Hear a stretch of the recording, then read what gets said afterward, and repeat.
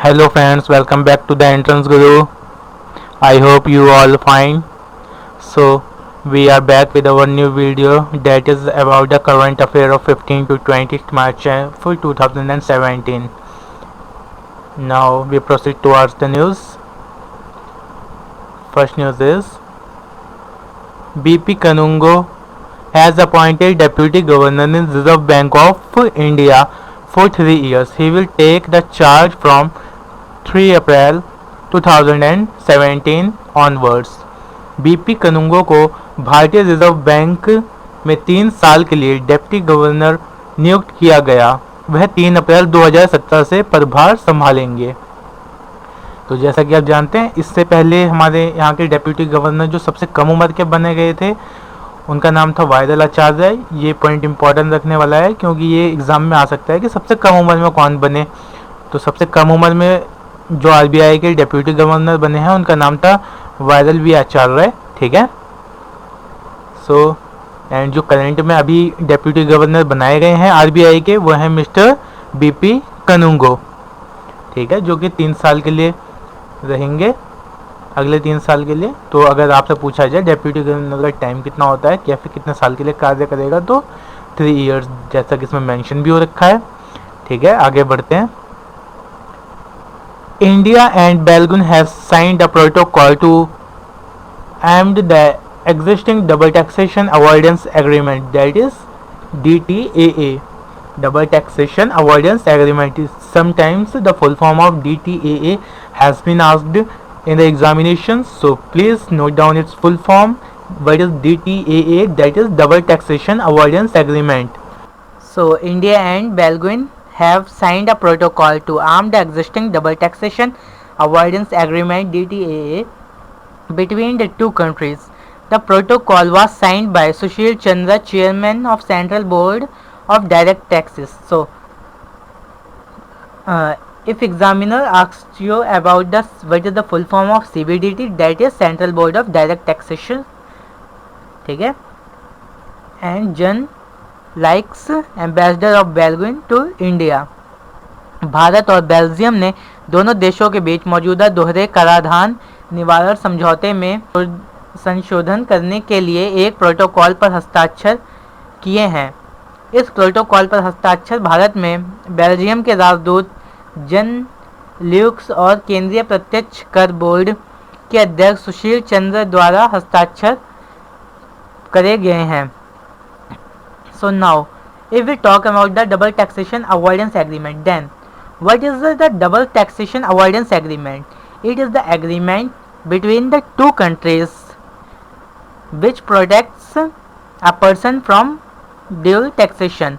So, if the salary of a person is taxed in a country, then tax is levied on another country. या फिर आप कह सकते हैं कि अगर किसी आदमी की आय पे एक देश में टैक्स लग गया है तो फिर दूसरे देश में उससे उसी सैलरी के लिए टैक्स नहीं लगेगा। यही होता है बेसिकली हमारा डबल टैक्सेशन अवॉइडेंस एग्रीमेंट। ठीक है, if the tax is charge by a country, ठीक है, then tax is not charge by another country if both are signed on a double taxation avoidance agreement. So किस किस के बीच में हुआ है हस्ताक्षर? Chairman of central board of direct taxes and Jan Luykx ambassador of Belgium to India. तो chairman कौन है CBDT का, ये भी आपको पता लग गया, mister Sushil Chandra. So now we proceed towards our third news.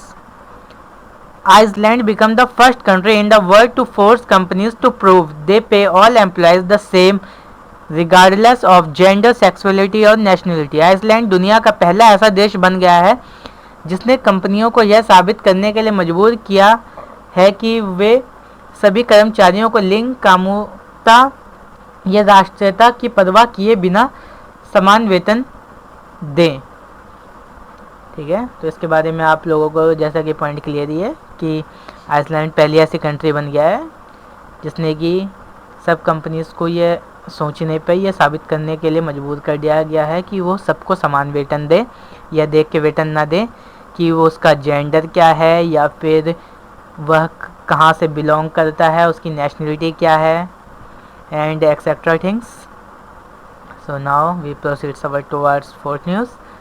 South Korean President Park Geun-hye removed from office by the country constitutional court for her role in a corruption and influence spending scandal. दक्षिण कोरियाई राष्ट्रपति park गुन high को देश के संवैधानिक न्यायालय द्वारा भ्रष्टाचार और प्रभाव पीड़ित घोटालों में उनकी भूमिका के लिए अनेक पद से हटा दिया गया है. ठीक है. सो ये question come in exams, that is which president is recently removed from the post of president. So आप कहेंगे South Korean president Park Geun hye. ठीक है. Okay. Now we proceed towards our next news. India's first air-conditioned rail ambulance was unveiled in Mumbai. The rail ambulance is capable of providing medical facilities to 50 patients at a time. Mumbai में भारत की पहली वातानुकूलित rail ambulance का अनावरण किया गया. यह rail ambulance एक बार में 50 मरीजों को चिकित्सा सुविधाएं उपलब्ध कराने में सक्षम है. ठीक है. So now we proceed to also next news. Finance Minister Arun Jaitley assumed the additional charge of Ministry of Defence.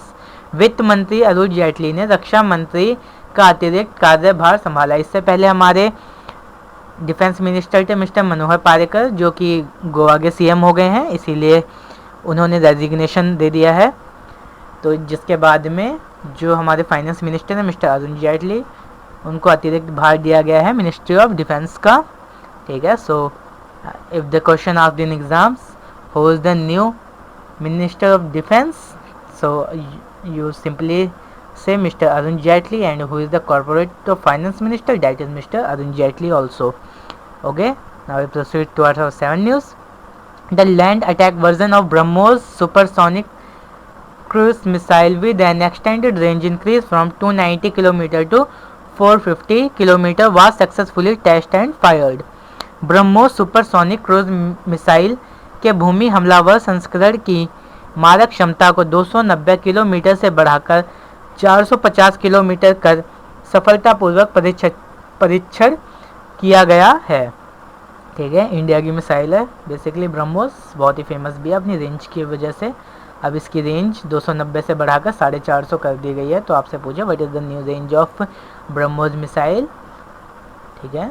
Supersonic missile है, काफ़ी तेज़ी से काम करती है, जिसकी रेंज अब बढ़ाकर 290 से 450 किलोमीटर कर दी गई है. So now we proceed our 8 news. The Changi Airport in Singapore has been rated the world best airport for the 5th consecutive year in a survey by research firm Skytrax. Singapore में Changi हवाई अड्डे का अनुसंधान farm Skytrax द्वारा किए गए सर्वेक्षण में लगातार 5वें वर्ष के लिए दुनिया के सबसे अच्छे हवाई अड्डे का दर्जा दिया गया है.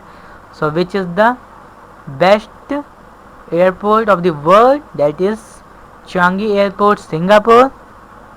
So now we proceed to our 9th news.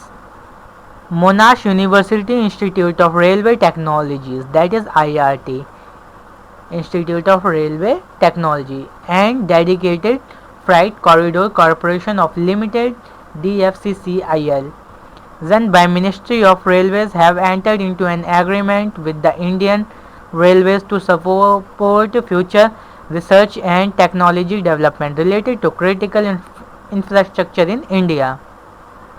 मोनाश university institute of railway technology और भारत के रेल मंत्रालय की company dedicated freight corridor corporation of India limited ने भारत में बुनियादी ढांचे की दृष्टि से महत्वपूर्ण रेलवे प्रौद्योगिकी के क्षेत्र में अनुसंधान और विकास कार्यों के लिए सहयोग पर करार किया है. ठीक है. आगे बढ़ते हैं. इस पॉइंट को आप नोट डाउन कर लेंगे अगर करना चाहें तो, अदरवाइज आप हमारी वेबसाइट से भी इसे देख सकते हैं.